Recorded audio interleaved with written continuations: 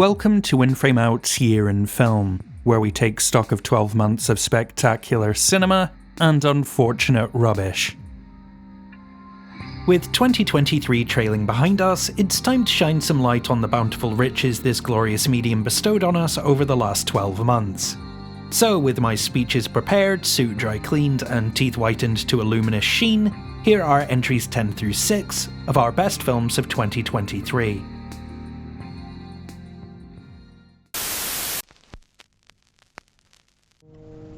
You know, Mr. Kuntz, for most people, life is like a henhouse ladder, shitty and short. You were born lucky. Maybe someday you entitled little degenerates will appreciate that. If you don't, I feel sorry for you. At a frigid 1970s New England boarding school, a smart-mouthed student, a curmudgeonly professor, and a bereaved cafeteria worker find themselves stuck together over the Christmas break. When it comes to film criticism, works that are crowd-pleasingly approachable run the risk of triggering a snobbish knee-jerk reaction, and the Holdovers' winning wintry dramedy will no doubt fall afoul of the kind of try-hard, pedantic contrarianism that lazily labels anything accessible as mid or normie. To that I say, any film that manages to remain this humbly embraceable without watering down its wry put-downs, or unabashedly earnest looks at the human condition, is worthy of all the praise it gets. The Holdovers is a character study that wrestles with the stunting power of loneliness from three distinct generational, sociological, and racial perspectives. And David Hemingson's screenplay manages this with the kind of miraculous blend of plaintive and playful prose that's just as likely to have you pissing yourself with laughter as it is to leave you sobbing into your sleeve. Hardy, are we really supposed to let these boys just skate by as long as Daddy builds a new gymnasium? Of course not. That's not who we are.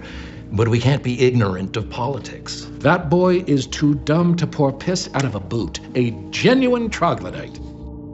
Paul Giamatti is outstanding as the grinchy intellectual who defensively cages his heart to shield it from crippling insecurity, and he's as great here as he is in pretty much everything, but Dominic Sessa's alienated teen and Divine Joy Randolph's mournful mother sell every crushing blow and jubilant moment of connection with so much charm and conviction that together the three of them make this script sing.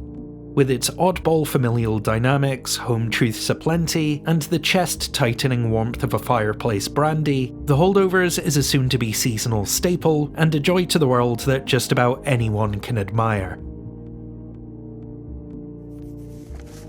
Tout prêt?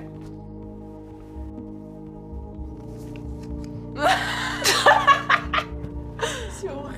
Oui, je suis désolée, mais je dois critiquer.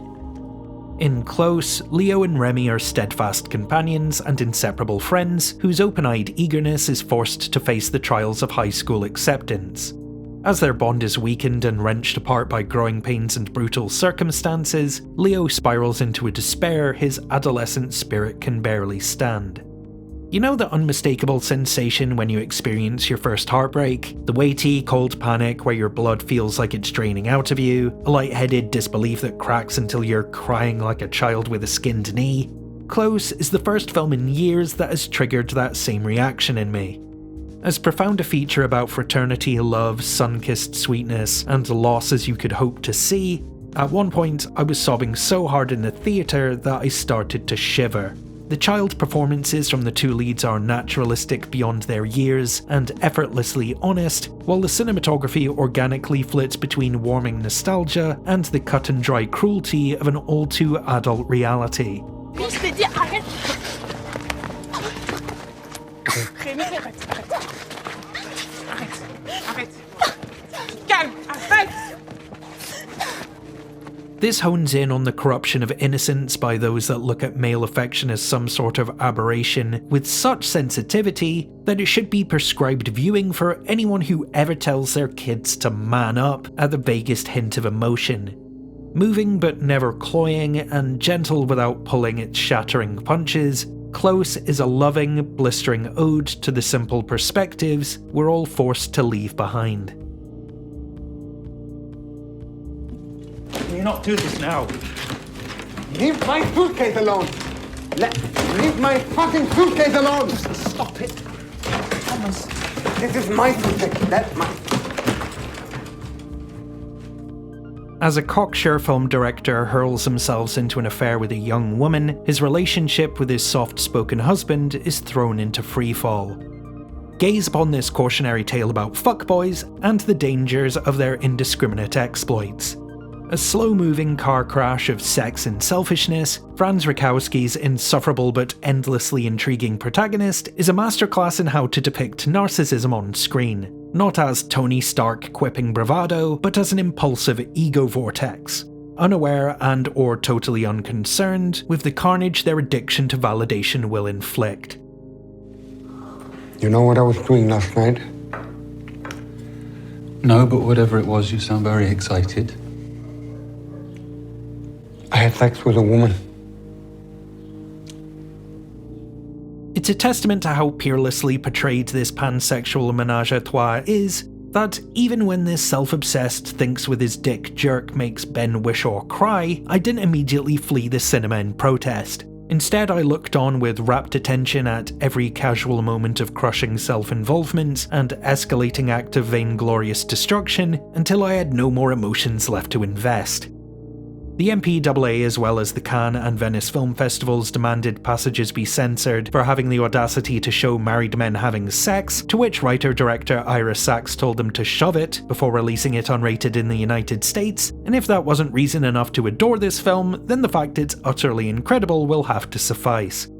A daring, sexy, and messily complicated case study in the sawtoothed peaks and valleys of modern romance, Passages is erotic, infuriating, and essential.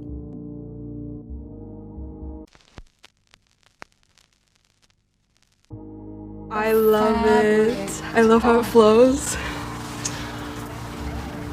Oh, Mary, I want to commend you for being so brave and showing your arms like that. That's something I always wished I could do when I was your age, just not care about these unrealistic beauty standards.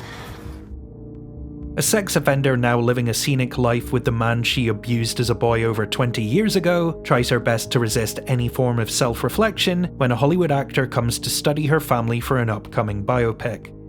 For as much as this is undoubtedly another singular entry in Todd Haynes' enviable filmography, May December feels like a decamped American ode to the tonal tightropes of Pedro Almodovar and a direct tribute to the challenging relationships of Ingmar Bergman. Julianne Moore's Grace is a master manipulator capable of flitting between the roles of wife, mother, teacher, and child, depending on what kind of coercive control the situation demands. Natalie Portman's Elizabeth skewers method-acting pretensions as she imitates the superficial repugnance of her subject without breaking down or interrogating her obvious facades.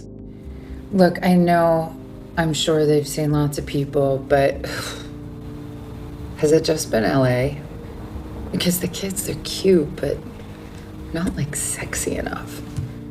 And then we have Charles Melton's Joe. If this isn't a star-making turn, then I don't know what is. Melton's performance is a nuanced, achingly observed portrait of a gaslit and groomed man, stuck between a stolen childhood and a warped adulthood to which he's become inextricably attached. With May December's immaculate molasses of cutting comments, leering melodrama and mordant comedy, Haynes elegantly navigates a troubling plot without condescending moral platitudes or pandering obvious judgments on a situation that is transparently ghastly. Prepare yourself for gasping disgust, black lung laughter, and one of the most brilliant balancing acts of 2023. So, as you can see, an accidental fall is going to be hard to defend, given the height of the windowsill. Mm-hmm. So that's why there's an investigation for more suspect, and you're more suspicious death, yeah, and you're témoin assisté because you were the only person there. Okay. After her husband falls to his death from the roof of their family home, an author must stand trial for his murder. While there's next to no evidence of her guilt, there's even less to prove she's innocent. The first of two French courtroom dramas in my top 10 that pit women against the thrown stones and flaming torches of prying prosecutorial witch hunts, Anatomy of a Fall may look the part, but it isn't overly precious about its procedural formalities. Don't get me wrong, all of the boilerplate back and forth bluster of objections, surprise witnesses, and forensic analysis are present, accounted for, and handled exceptionally well. What I'm saying is, this is far more about the standards and preconceptions each of us rely on when casting judgment, the frustrating absurdity of trying to prove a negative, and the nebulous gap between who we are in public and private. If you have an extreme moment in life, an emotional peak, and you focus on it, of course it crushes everything. It may seem like irrefutable proof, but actually warps everything. Much of this could also be read as a seething response to the post-truth world in which we unfortunately find ourselves. When it's possible to elevate someone to sainthood or slander them straight to hell based on little more than personality preferences or loosely sketched assumptions is justice blind or blurrily biased. With a show-stopping, enigmatic Rorschach test of a performance from Sandra Hüller, and unironically the most devastating, soul-crushing acting ever delivered by a dog, Anatomy of a Fall will leave you gut-punched, guessing, and suddenly compelled to listen to PIMP on repeat. If you know, you know. So those were entries 10 through 6 of our best films of the year. Check out our playlists in the description for the rest of our lists, and tune in next week for entries 10 through 6 of the worst films of 2023. A shout out to our Patreon producers Jennifer C, Claire MD, Becky O, Jay Card, Playman, Kay Kraus, Jennifer Fetish, and Nicholas LaRevere, and a happy new year for all these amazing folks who support us over on Patreon. How many of these did you manage to catch? Do you agree or disagree with our sentiments? And what are your personal picks for Film of the Year? As always, the best way to support the channel is to like, share, subscribe, and leave a comment down below. And if you're in a position to do so, consider checking out our Patreon at the link in the description below, where you can sign up to get your name in the credits, access to our Discord, and membership to the In Frame Out Film Club. As always, thank you for watching. Until next time, this is In Frame Out.